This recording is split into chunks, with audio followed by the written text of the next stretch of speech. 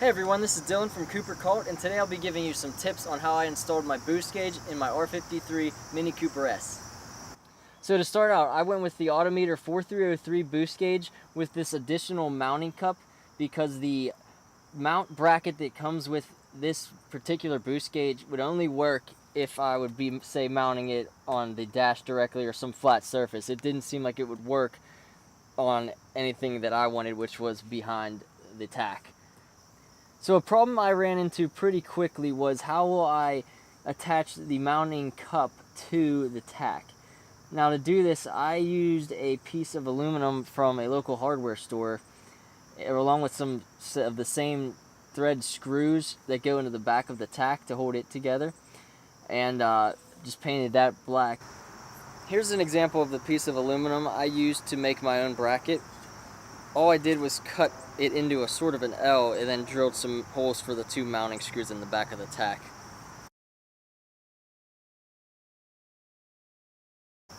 So when you're installing your boost gauge, after you take off the intercooler, there's going to be a gap between the first and second. I'll put a picture over this right now.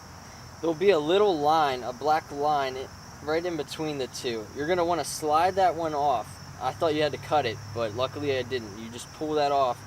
And when you do, that's where the T-fitting that came with the Autometer gauge comes in handy.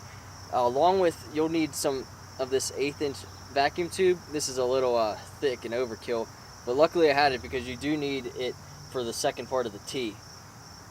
So that line that you pull out from under the intercooler, you're going to want to put in one end of the T, and then off the other end of the T, you're going to run a piece. I used about a 6-inch piece, I think, of this 1/8 inch vacuum line back to where that black line came out. And then your other part of the T will also be the one that goes back to your gauge. I would say on the whole process, that was probably the most difficult part, was reaching into that very tight space to get to that line and getting the T in there and putting this over the original line. Once I got that, it went pretty smoothly.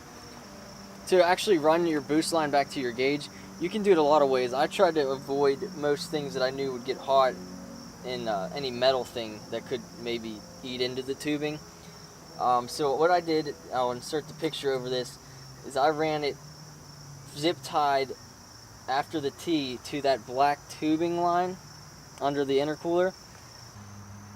So after you zip tie the line to that line under the intercooler, I then ran the tubing under the intake because it was mainly plastic and I figured it was a little cooler. Around here, back through where the metal is of my cold air intake, and then you go through the firewall. So to run the boost line through the firewall, I learned quickly that the easiest way is to just cut about a 1/4 inch slit in the rubber gasket in between the two and just run the line through that. I tried threading it with a sort of like a needle thing, and it was a pain. So I would just cut a small slit as possible that makes it easy to run it through. Now once you run your tubing through the firewall, you're going to want to, if possible, take this off underneath the steering wheel. If not, you're going to just have to do what I did and crawl under here and look up with a flashlight. But if you can get this off, that's way easier. I felt like it was going to break. Anyway, you're going to just want to make it as nice as possible. I coiled the extra tubing line up, and I got enough to fit up to the gauge.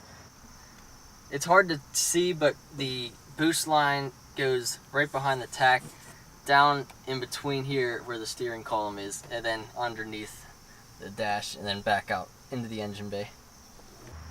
Another problem I ran into was it kind of kinked the line behind the boost gauge. It's still fine, but I would recommend maybe, if possible, moving your mount forward. When I bought the boost gauge, I knew that I wanted it to turn on with the lights when they came on. So what I did is I tapped into the back of the tack where the wires come in when you take this off. Tap into the one that does the illumination for it. And then I just ran it straight to it from here. There's the positive right there. And then for the ground, I had to run it out to the engine bay, right along the wall of the cold air intake. If you can find a place underneath the steering column or under the dash somewhere down here, that would probably work too. That's what I initially wanted to do, but it was just easier at that point to run it through that slit you cut in that rubber gasket back out into the engine bay to a ground. Once you do that, just give it a test, make sure it actually comes on with the lights. I ran the ground for the wiring of the illumination right out to here in the engine bay. So once you wire that up, you should be able to turn it on and it should illuminate, if you can see it in the daytime. But this autometer gauge comes with an orange light and a green light, I believe. I went with a different bulb altogether. It better matched the orange of the Mini Cooper gauges. But you can do anything you want on that. So hopefully there's something in that video that helps someone out. I know when I was doing it, there was not that much online about doing them in these particular cars.